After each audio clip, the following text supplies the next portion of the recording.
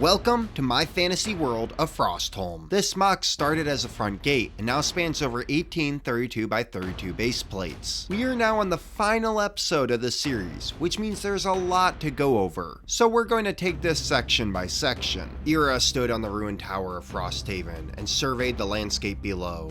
This village was located in a very strategic location in Fostholm. If conquered, it would finish her conquest of Frosholm and allow her to extend her reign into other continents across the sea. Icepoint sat on a peninsula, which is the closest point in all of Frosholm to the closest continent. As she looked down from the hill, her dream of being a queen of an empire was so close. One of the major additions I added to Frosholm is redoing the hill that Frosthaven sat on. The original design I made in the second episode of the series, but I wanted to extend it so it needed to be redone. However, I did try to keep certain elements of the original. The hill or mountain or whatever you kind of want to call it, because it could bleed into a mountain or it could just be a hill. It takes up about 2 1/4 plates. The first plate holds Frosthaven. I kept the design from the original plate. I kind of just popped it off the old one and put it on this one. I did try to make it a little bit higher, a little bit taller, so it's a little more dominating in this build. The other plate is sort of like the original design where it has the curved road that cuts through the mountain. The mountain bleeds into this third plate and it's just stopped by the road. As shown, the road does kind of curve around the mountain. I then built up on the other side of the road and I really like how this looks. One of the reasons I redid the hill was to expand this tunnel entrance that sits by the road. It now leads to a whole tunnel system that runs through the elevated ground. This was something I said I really wanted to do, so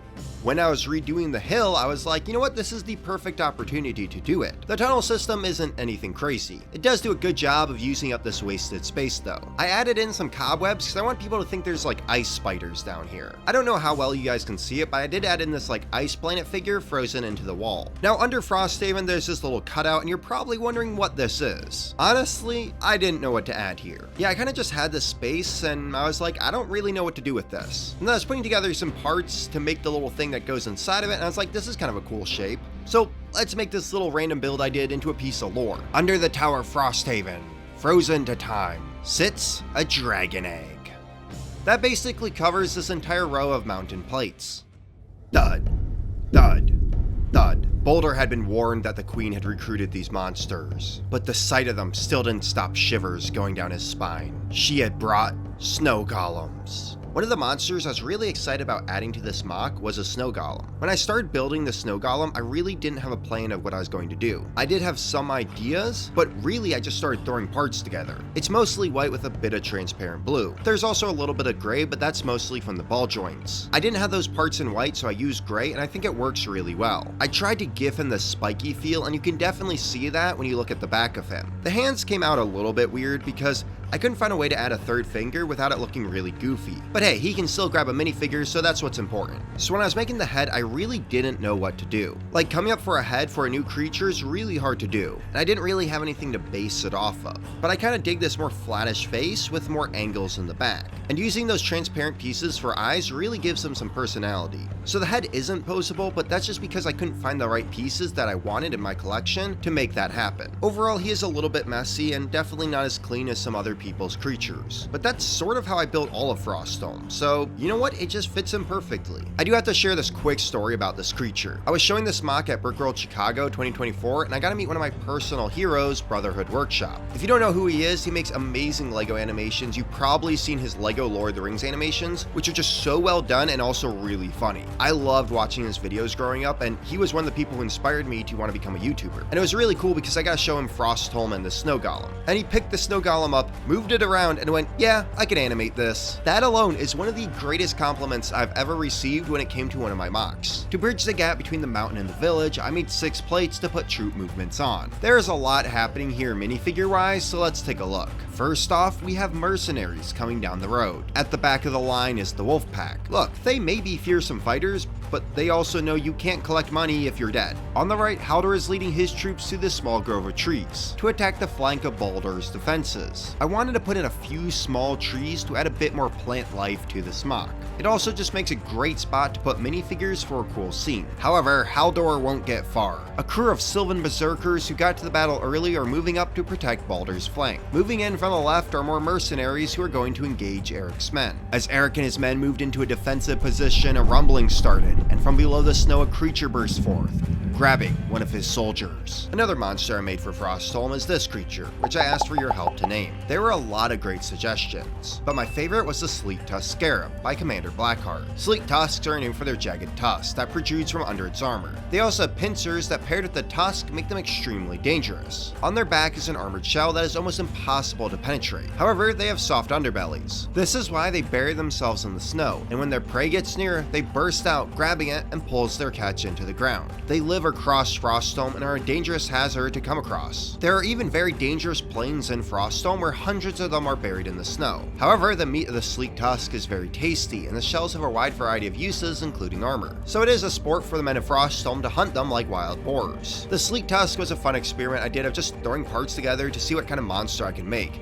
And honestly, I love the final design. For the scarab, I built a hole that it sits on to make it look like it's bursting out of the ground. Again, I dug down into the mills plate because I wanted to use that little extra height that we get from building on mills. And then I put a bunch of other parts around it so that it looked like the snow was being pushed back as it came out. It just gives some great motion to the MOC and allows me to set up a cool battle scene. At the front gate, the main bulk of the battle is taking place. Baldr has formed a shield wall to protect the gate. Frostwalkers have engaged him and are trying to break his defenses. However, the defenders of Icepoint are putting up a strong defense. This brings us to the front gate of Baldr's village. You know, you could say Baldr's gate. Wait, hold up. No. Okay, I didn't actually realize I had done this until someone pointed it out in the comments. This is technically the third version of this gate, so you could technically call it Baldr's Gate 3.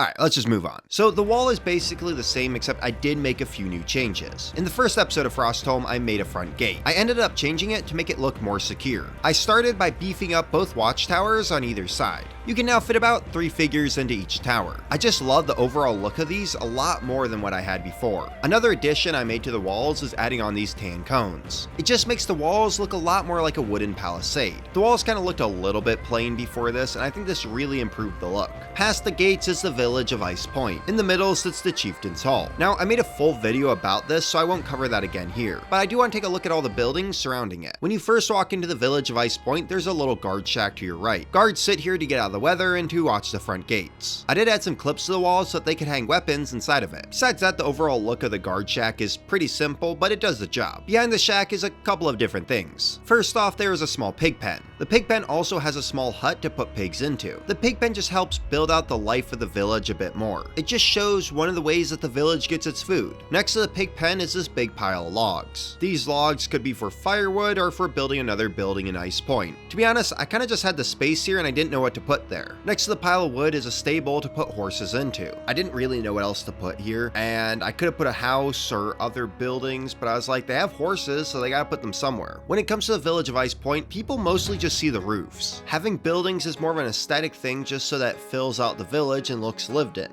People are looking at this from top down, and the buildings are pretty small, so they're not going to see a lot of the detail. I put a little more detail into the roofs than the actual buildings because that's what people are going to see. And the average person at a LEGO convention looking at these builds aren't going to really care what the buildings are. However, for each building, I do try to give it its own unique identity. For example, take the building next to the stables. I made this building a warehouse because it's right next to the water. This village is a trading village, and they need some place to store goods. In the inside of the building, I did try to add some stuff that are goods for trading. Now on the other side of the gate, there's a total of 4 buildings. Next to the gate, there's this little shack, which I kind of have no clue what it is. I just kind of was running out of parts and needed another building to fill out the village. Next to it is a home. This home is where a villager of Icepoint lives. In the lore, there'd be many such houses that the residents of Icepoint would stay in. As I said in the past, this village is not the size of what it would be in the lore. If I did to the size of the lore, this build would be ginormous. So yeah, there would be more homes like this throughout the village, but I just wanted to capture one of them here. I will say this building is not as detailed as I'd like it to be. The walls are just kind of this plain brown, and there wasn't a lot more that I could do. However, the building is not too bad. There is some detail on the sides which I really like. I did give this building a couple windows which did help with the detail. I will say, however, I do like the door that I used for this building. That part just adds a little more detail to this build. There's a little road splitting this building from the next one. Now these next 2 buildings were actually the ones I made in the first episode, but when I updated the gate and the road, it just didn't leave a lot of room for them. So I moved them over to their own plate. However, the building on the right wasn't great originally, so I ended up turning it into a new building. The only thing I kept from the original was a roof. The rest of it I turned into a blacksmith. There's an outdoor forge where the blacksmith heats up its metals. Underneath the roof is some barrels of tools and weapons. There's also this weapon weapon rack with shield and armor on it. Between the blacksmith and the dock, there is one more building. This is actually the original building that sat up next to the front gate. The building uses the same design as the one from the Viking Village. In this building, there's a villager working on a sheepskin. I did update the sheepskin drying rack with better colors since I originally showed it in the first episode. Besides that, there's really nothing else to this building, which means we're finally at the dock. The dock is not too much different from the one I made in episode 4. I ended up adding a bunch of supplies and crates to the dock. I tried to give it a little more of a lived-in feel.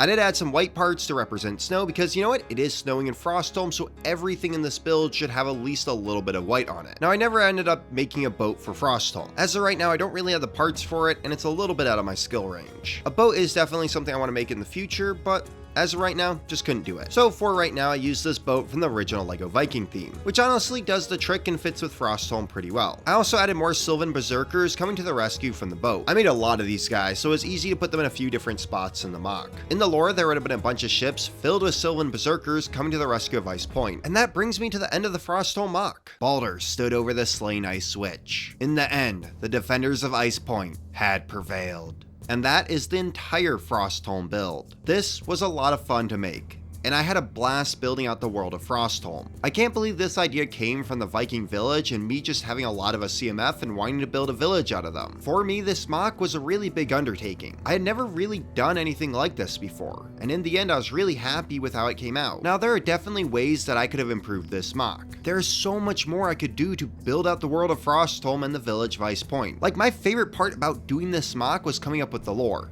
And the lore became very expansive in my head. So there was so much more stuff that I could have pulled from. Like, most of the lore I came up with, I didn't even put into this series. However, this MOC has been sitting around untouched for a while. But before I destroyed it, I knew I needed to do one more video to wrap up the Frostholm series. Frostholm was the first time I did a MOC building series and built a MOC like this. Many of you may wonder why I'm wrapping up the series here and not continuing to work on it. The first reason is because I felt like this was a good ending point. There are a lot of builds in this MOC that I could have improved upon. However, I still feel like it looks pretty complete. Another reason is, like, even though I love this build, I love this project means a lot to me, I sort of lost interest in it. And that's because there's so many things in Lego Castle and Lego Fantasy I want to build, and they just don't fit into the Frostholm world. So I'm having to give up working on those to work on something like this. But the main reason is that I'm very eager to start working on a new MOC series. This series will be the biggest MOC I've ever done, which means I'm going to need every single part in my collection and all the extra space that I can get. So I am wrapping up Frostholm so I can fully focus on this new endeavor. So if you want to see this future MOC, hit that subscribe button so that you'll be alerted when I start posting videos about it. And hey, if you're new to the channel and you just like fantasy, castle, or medieval content,